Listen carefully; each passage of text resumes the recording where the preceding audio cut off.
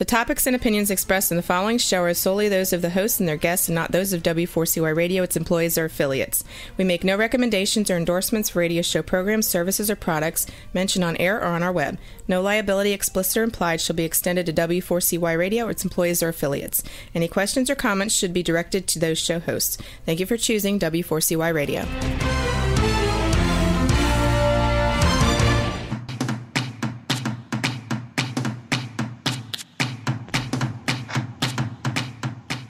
Hey, welcome back, everyone, to the Geek Skeezers and Googleization Show, where we talk with HR and business thought leaders about living and working in a world where the wired, the tired, and technology converge. I'm your host, Ira Wolf, and I'm joined again by Keith Campagna, my co-host, and our sponsors, JobVite and Success Performance Solutions. This week's topic is about change, and even for a guy who claims to be dancing with change all my life, that was, if you've heard my TED Talk, that's where that came from. Change is starting to feel a bit unreal, and I don't know if there's anyone else there who's feeling the pain. Keith, I haven't met our guest, Lise Schwartz, yet, but I know you have, and you introduced Lise to Geek Skeezers and Googleization. So what can our listeners expect today? Because I know that's one of her areas of expertise. Yeah, for sure. I mean, at the end of the day, what what we'll be talking about is just what's been going on with the actual topic of organizational change. It's very dynamic today. Lisa started doing a lot of the change organization management or organizational change management. I'm not sure what we call it anymore, but way before that's changing. What we right.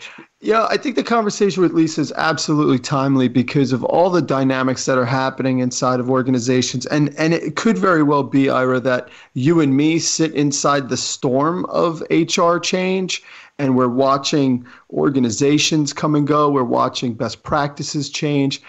And I just feel like after talking to Lisa, it made really good sense because her depth of knowledge and experience in this field is I have had a hard time finding somebody like her that's done as much as she's done.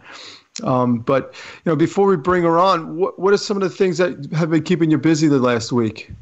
Well, it's been crazy. It literally does sometimes feel, as I often talk about, that reality and science fiction is kind of merging, converging. Yep. A lot. You heard me say this before. I think I said it on one of the other shows. If not, it was in one of our conversations. Right up to the morning that I presented Keeping the Human in HR at SHRM, at their annual 2019 conference. I really was struggling with that topic. So much I talk about candidate experience and recruiting in the age of Googleization and testing. And, keeping the human in HR was just a huge topic.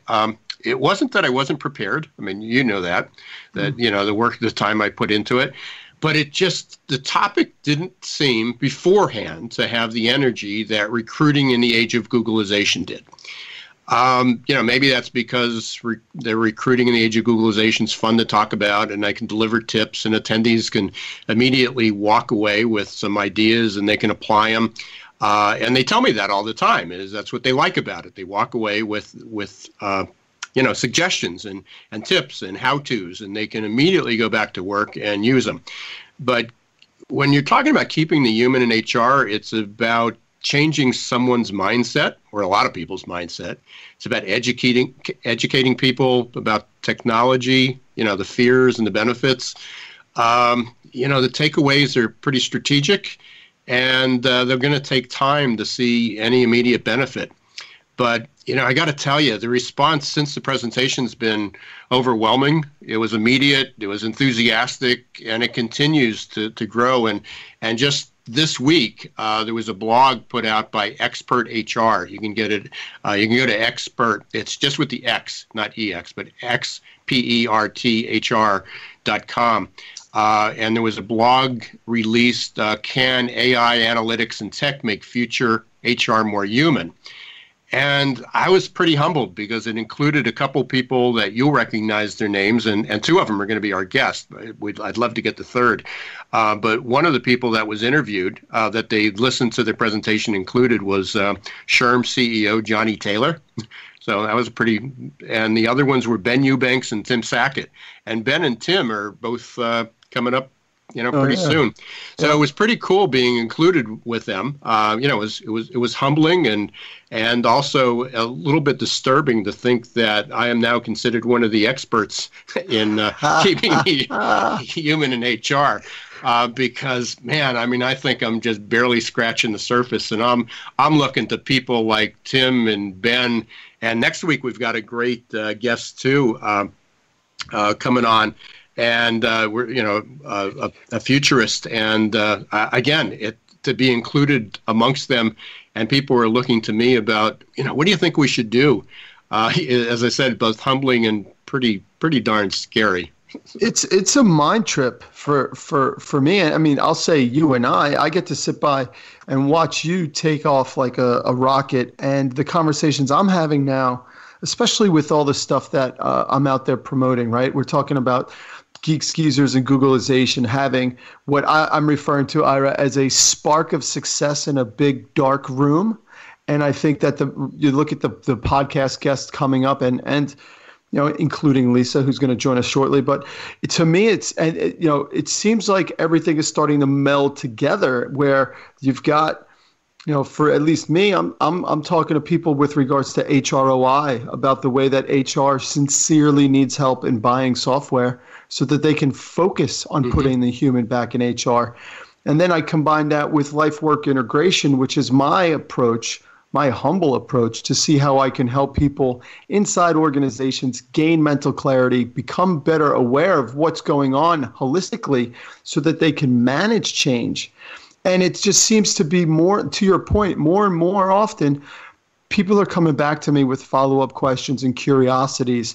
And I'm excited. I mean, I being a software sales guy, being a sales guy in general, I've got used to the idea of being an agent of change, so to speak.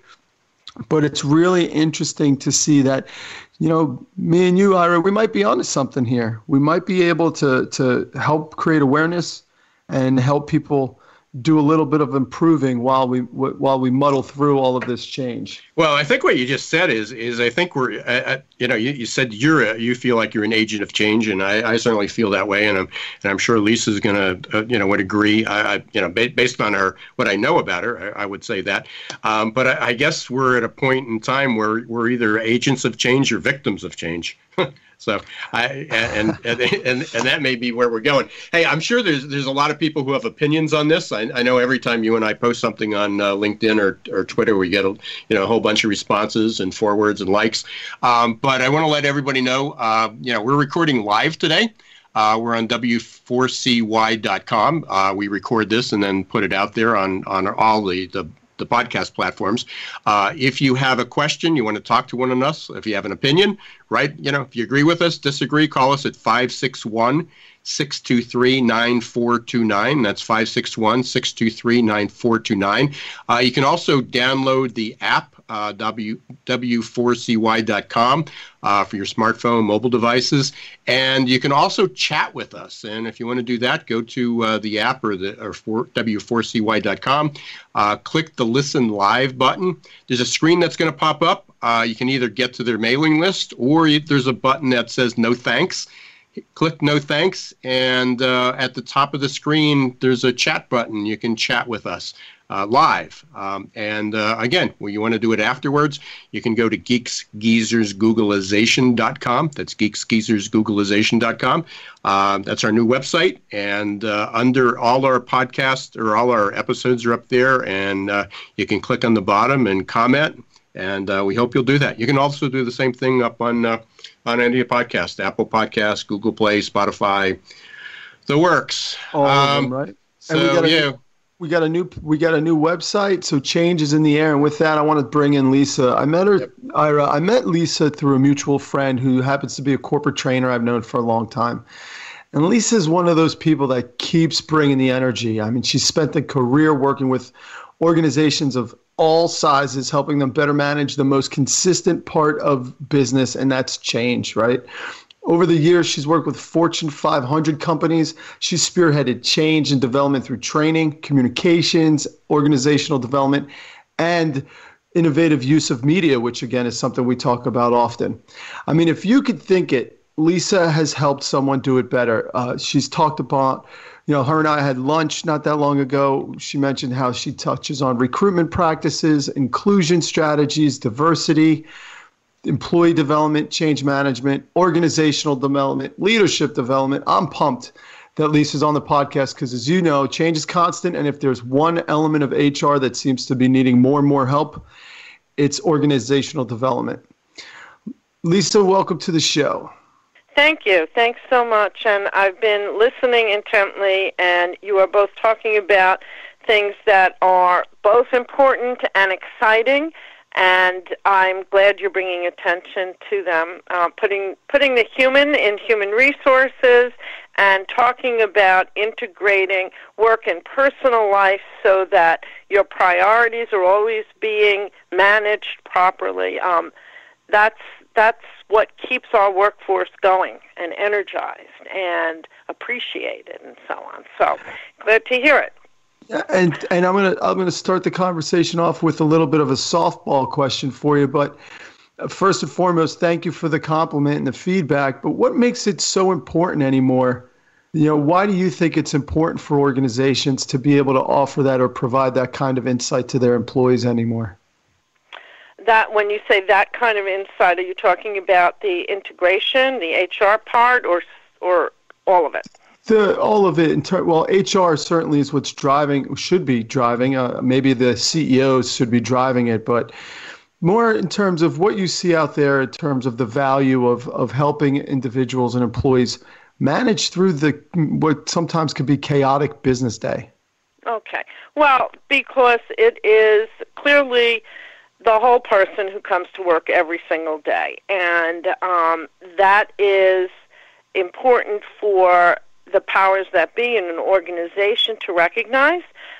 You can't turn parts of your life completely off because you're trying to focus attention on the job. And so as long as we need to care for employees so that they can perform well. And it is I believe in a systems approach. I look at things very holistically. It's hard to pull apart any aspect of an organization without impacting other pieces of it. So that's kind of the approach that I think that is most healthy for organizations to take. So when you look at the whole person, if someone is coming to work stressed, if someone is on the job and not properly trained, properly motivated, properly incented, if they're not understanding the vision, the mission, the values, the strategy of the organization, they're not going to be able to do the best for your company, and they're not going to be able to do the best for themselves. So Lisa, this is Ira. You packed a ton of information into there, but something that it was either you or Keith said earlier about driving change, or Keith said it because he said, well, maybe the CEO should do that. With whatever your recommendations are, and again, you packed a whole lot in there, and we can pick that. We can go down the line. But who should be driving change within today's organization? Where does it come from? Because as soon as he said it should be the CEO, I'm wondering if that's true anymore. Has that changed? I think that change comes from all directions. It has to come from the top down. It has to come from the bottom up. And it really depends upon what kind of change you're talking about. So I work with the idea of change and the impact that has on organizations and on people. So that can be, I work with individuals and organizations going through change. So what does that look like? It could be, for an individual, it might be something as simple as them feeling that they want to change careers. And that can be, the result of other changes in their life. That could be, usually that's what it is. And so I typically would work with somebody on an individual basis who would be what we call mid to late career change.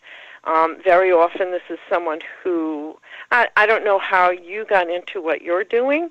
I know that I did not take a straight line to where I am now. And very oftentimes, typical of the kind of person who would come to me would be somebody who perhaps, when they were very young, they were a really great math student, did terrifically in high school, and so they were encouraged to maybe study math or study finance. So they applied to college when they were, you're like 17 when you start applying for college, and they applied to schools where they were going to get a finance degree, and they did pretty well in school, and when they were graduating, maybe the accounting firms were interviewing, and maybe, the Big Ten, they got picked up by one of the big accounting firms. They got hired. They were feeling great about that. They took all their exams. They became a CPA or licensed or whatever, and went up the ladder, ascended up the ladder in a corporate environment. Along the way, they may have bought a house, gotten married, had children, and then one day they wake up and they're now maybe 45 years old, couple kids on their way to college, and say to themselves, you know what, I decided on this career when I started this journey when I was about 17 years old. I didn't know a thing about myself or who I would become. And here I am now, and I cannot stand what I'm doing. And even though, I'm 45, I still, in this day and age, people are working into their 70s. So here I am at 45, needing to work probably another 20 years. And these people say to themselves, if I have to get up for another 20 years and go to work doing the same thing, I'm going to blow my brains out. Right. I mean, this is really not, this my job is not aligned with my values any longer, or maybe it never was. It is not, I don't feel passionately about it. However, I'm stuck. I have a mortgage. I have 2 kids I want to send to college. What am I going to do? And those are people who feel that they have no options, and they feel very stuck, and they need to make changes, and they don't know how to make those changes. So hold on one second. Go ahead, Ira. I was going to say, so Lisa, you just described my life. So, I'm sorry. I didn't ask it. It's actually I made the change. It was positive, but you talked. I was a good student. I was good in sciences, good in math. Went to a good college. Went to dental school. Practiced for 18 plus years. I was 44 years old, which you said somebody was 45. They wake up one morning. I didn't wake up one morning. I knew it all the time. I was going to do something different. And I changed careers. So my path was way different. People say, well, how did you go from, dentistry to HR? And, part of what I do is primary part of my business is doing assessments. And I just said this to somebody yesterday because I was talking to a new client, their radiology practice. And I said, I'm doing the same thing I used to do. I used to read x-rays and making a diagnosis. Now I read employee assessments and, make a recommendation. So, the critical skills lying behind it were the same. But as you were going through that, there are so many people that make, people say, when did you know you wanted to be a dentist? And I go, well, I said that in 5th grade and then was just too stubborn to change my mind. Or people get stuck. Now, you were very lucky, and I don't think it's just luck. I think that you were very clever and you were very resourceful. And I'm impulsive. Obviously, right. Some of it does have to do with your personality style, And some of it has to do with your level of confidence and your how much of a risk taker you are. But I will say that you are the exception to the rule. Most people that at least the people who come to me because they don't see their way clear to how to make that jump, and they aren't able to easily translate, as you just did, very articulately explained how your skills were translatable and transferable, and how you could change industries or change roles using the same big picture thinking about what are the components of these competencies that I have that can be that have a parallel to something else I might enjoy doing more. Lisa, and most people are not able to do that on their own. Sorry, I didn't mean it. I kind of meant to interrupt you, but I didn't mean to interrupt you there. What is it possible that anybody could change their career path? Yeah, I think it's possible that anyone can change their career path. It's a matter of how easily you can do that. So if you are a street sweeper and you want to become a brain surgeon, there's a whole lot you're going to have to do to make that change. Which includes education and training and so on. There are a lot of changes that might be easier to make than others. I usually work with people who want to understand how they can make a change so that they are better suited to their new role, that something that they can feel more passionately about. Sometimes it has to do with understanding their value system in a way that's new to them, and they can do that without having to start. Most of these people are not in a position to start all over, so they can't quit their job and go into an unpaid internship, for example, or something like that. These are usually people who are looking for help with understanding what makes sense, where they could hopefully make a similar amount of money to what they've been making, or at least what they need to make, and so on. But, the answer to your question is yes, anyone can change positions. The question is, how easily can you do that, and how much help do you need doing it? I would need no help.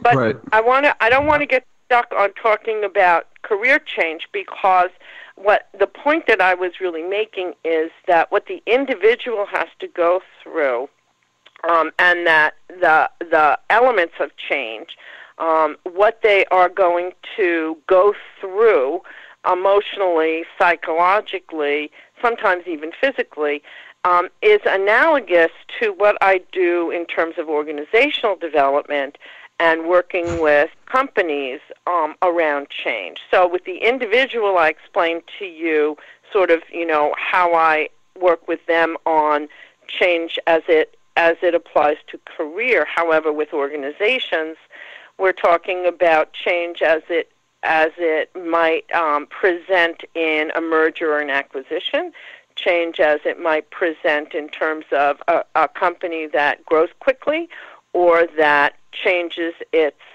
product line or its target audience, or or anything else like that. They may be acquiring other organizations, and in any one of those situations, there's change that's going to impact the organization. And oftentimes, companies don't recognize or acknowledge the complexity of change in an organization, what the impacts are to the customer base, what the impacts are to the workforce, to the legacy organization, the history, the brand, and all of that.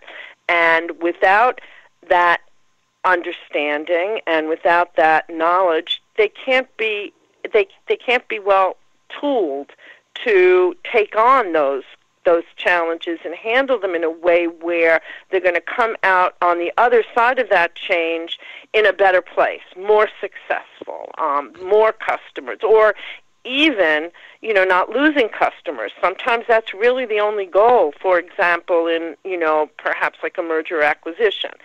And I did cut my teeth on a lot of major, I think that I'm probably the largest bank mergers in history. I managed all of the training for the retail divisions of those.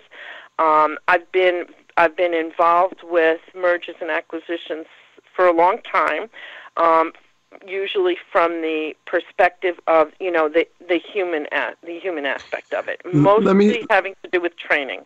Let me drop this in here, and we're gonna come up to the break here soon, but next week I'm speaking at Lehigh Valley Professionals Group, and if you don't know about this, Lehigh Valley Professionals Group really started as a place for people that were in transition to be able to go and maybe get some best practices, maybe just vent a little bit. And I find it striking that we've since moved from the individual in topic to the organization. But I think when we come back, Ira, what we want to talk about is what Lisa's seeing out there in terms of today's crazy world, right? Because now, and when we come back from the break, Lisa, maybe what we'll do is get back to this, but it seems like we've got a very, very good combination of individuals looking to make change and the economy that lets them do it.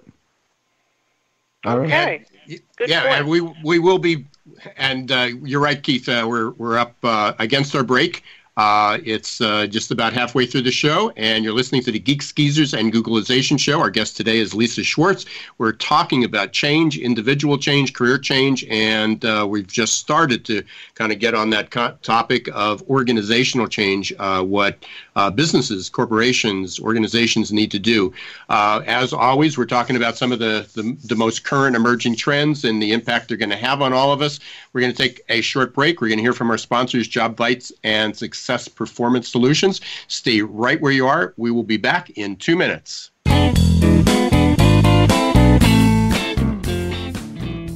Behind everything you're searching for is something you're actually looking for. When you search with the Real Yellow Pages, you get more than a contractor. You get a whole new curb appeal. It's not just getting directions to a dry cleaner with YP.com. It's rescuing an old favorite from the back of the closet. And it's more than finding a locksmith with YP.com on your mobile. It's getting to sleep in your own bed. Whatever it might be, there are more ways to search and more ways to find exactly what you're looking for with the Real Yellow Pages, YP.com, and YP.com on your mobile, only from AT&T. What's up, everyone? This is Keith from the Geek Skeezers and Googlization Show, powered by JobVite. JobVite knows career paths are made by people, not by open job requisitions. JobVite's platform ties recruitment marketing directly to applicant tracking and onboarding, creating continuous candidate engagement that effectively connects recruiters with qualified passive candidates. Used by over 50,000 recruiters placing over 1 million jobs, JobVite's platform impacts every company in every industry. Check us out at jobvite.com. Listen carefully. Up to 9 out of 10 job candidates visiting your company career page leave before completing an application. You heard that right. 90% of candidates who want to apply for a job at your company don't. That's just plain crazy, especially in today's tight labor market. Candidate experience matters. Stop turning candidates away. Let Success Performance Solutions help. Call us at 800-803-4303 or register at successperformancesolutions.com/W4CY. Schedule a no-obligation consultation and get special access to insider tips to recruit faster and hire smarter.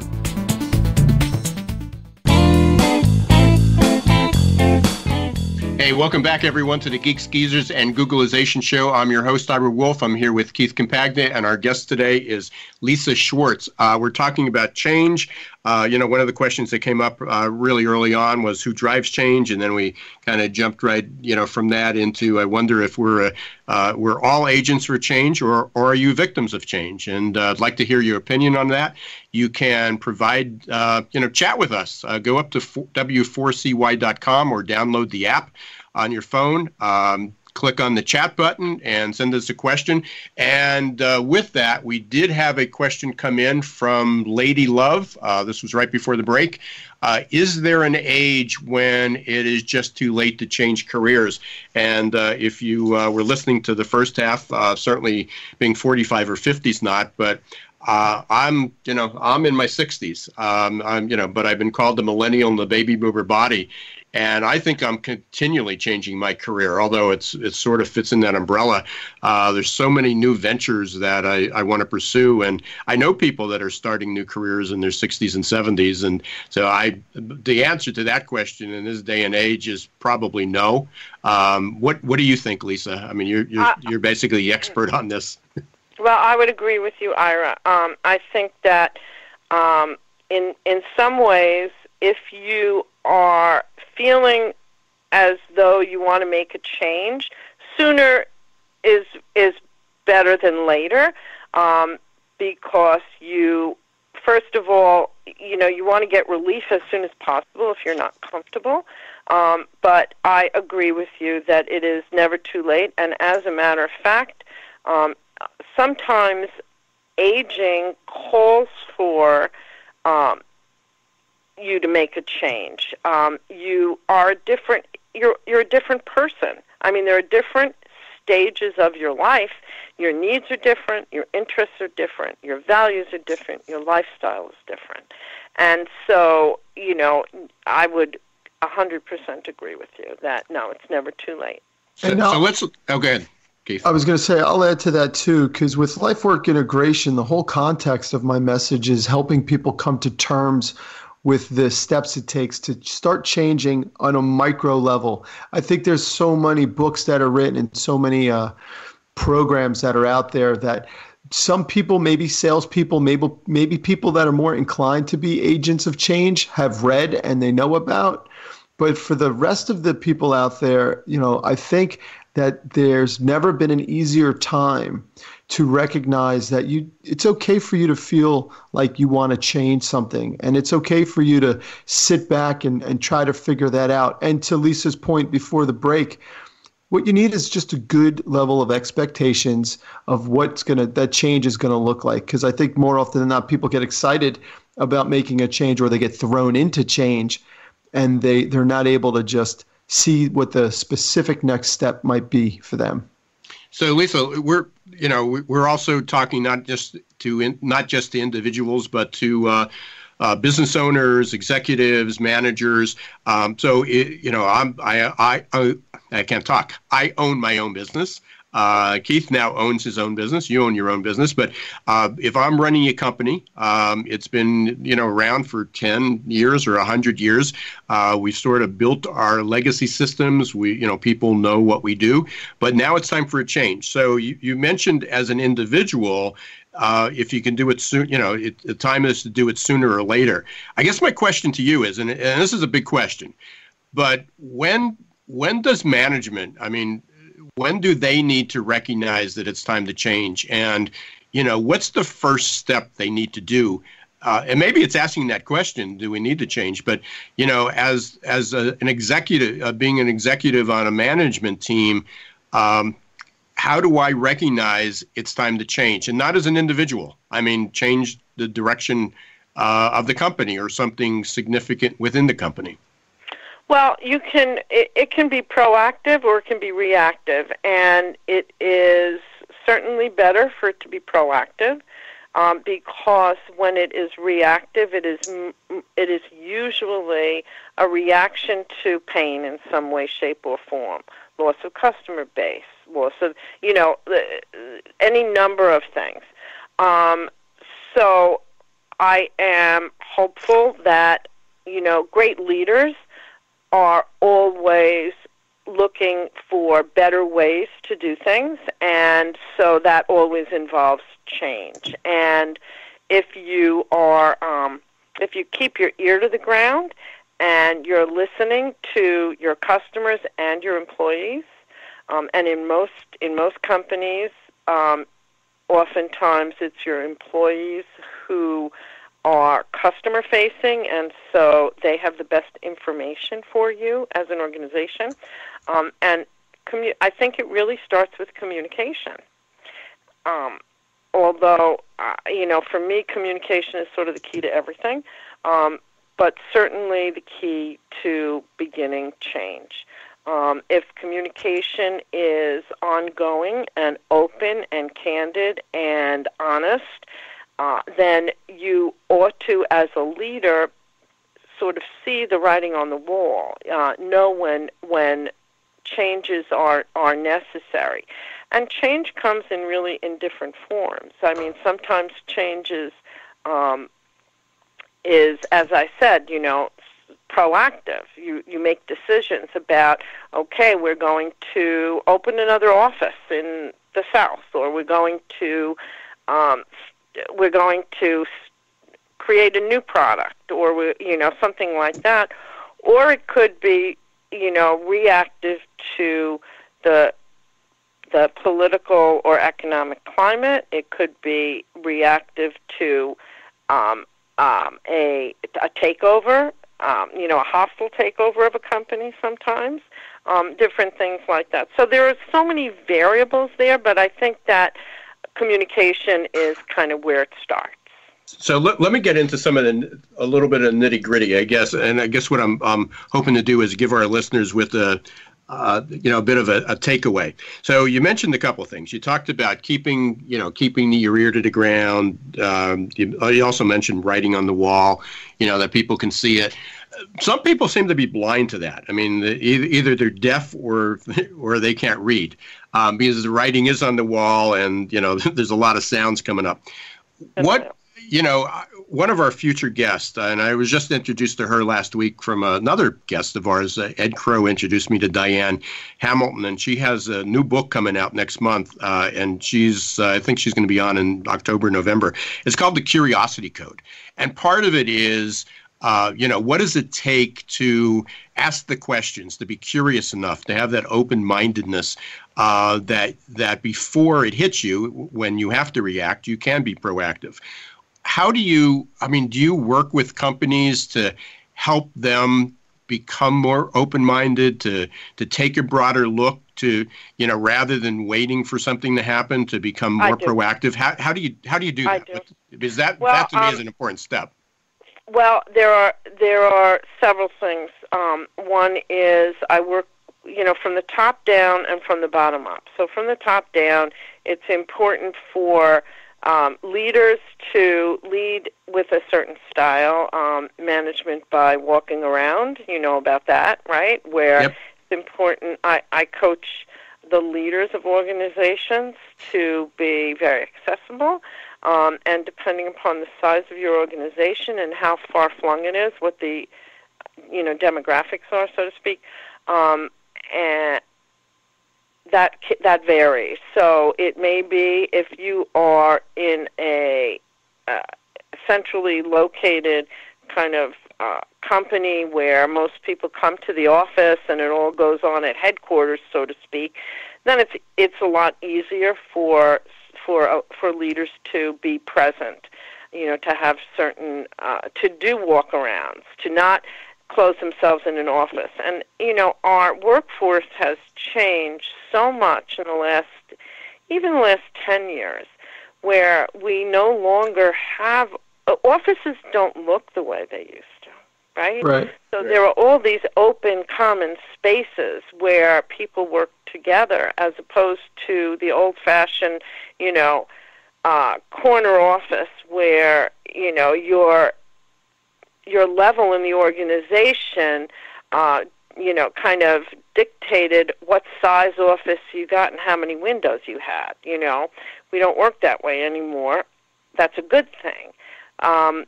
If our leaders are kind of walking around, if they're holding meetings that are kind of like community meetings, or venues where employees of all levels can come together and ask questions, and that's so easy to do now because you have technology to support you in a way where, years ago we just didn't. I mean, you just couldn't, open up a Zoom or a Skype or a Google meeting and have everybody attend and anybody check in or ask questions, So those are some very high-level kinds of options for beginning the communication, and depending upon the organization, and of course, my work is very customized. Sure. But depending upon, the organization, there may be, it may be the idea of having, different house organs that are used, whether they're chat rooms or newsletters or flash emails or whatever it is. As I said before, communication is the key. So from the top down, and then from the bottom up, we need to be here. We need to open avenues so that we can hear from the rank and file in the organization, and it's important to open that in a number of different ways so that no matter how your employees are comfortable accessing you, they have access. So if that means, I'm sorry. No, go ahead. Did you want to finish that thought? I just wanted to ask you a quick question before I forgot it. No, go right ahead. What do you think is the biggest challenge organizations have? Is it speaking with clear communication, or is it listening with empathy?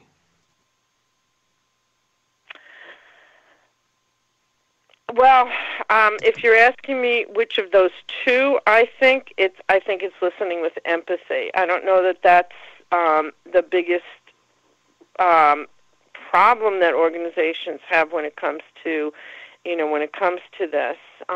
But I think that is a big stumbling block. I think that a bigger problem perhaps is that, it is listening with empathy. Actually, when you drill down, that's what it comes to, because I see a lot. I meet a lot with leadership, and then I meet with rank and file, and I understand from the rank and file that they have no idea of what is actually going on at a leadership level. The communication is not clear. It's not getting to the rank and file the way that it is intended, and there's not enough communication. So that what happens is, it's filled wherever there is a lack of clarity in communication, it gets filled in. Usually with rumor and innuendo. Sure. Not necessarily with the facts. Yep. So, Lisa, you mentioned before, I want to take you back. You said about managing by walking around, and whether that's literal or figuratively anymore, because, I have employees, but everybody's virtual. And Keith's pretty virtual, in this business and his past business. So, a lot of times the walking around is literally, it's a figurative form of that. Right, exactly. But some of us, we have a tendency to ask questions or, surround ourselves by people who agree with us. And it takes us out of our comfort zone to really seek people who might shoot down our idea or criticize us. So when you manage and walking around, do you prep the leaders? Do you encourage them to take some risks, to keep an open mind, to look in places they didn't look before? Yes, I do. And it's important for them to understand how different styles communicate and how to best hear and be heard based on what their style is.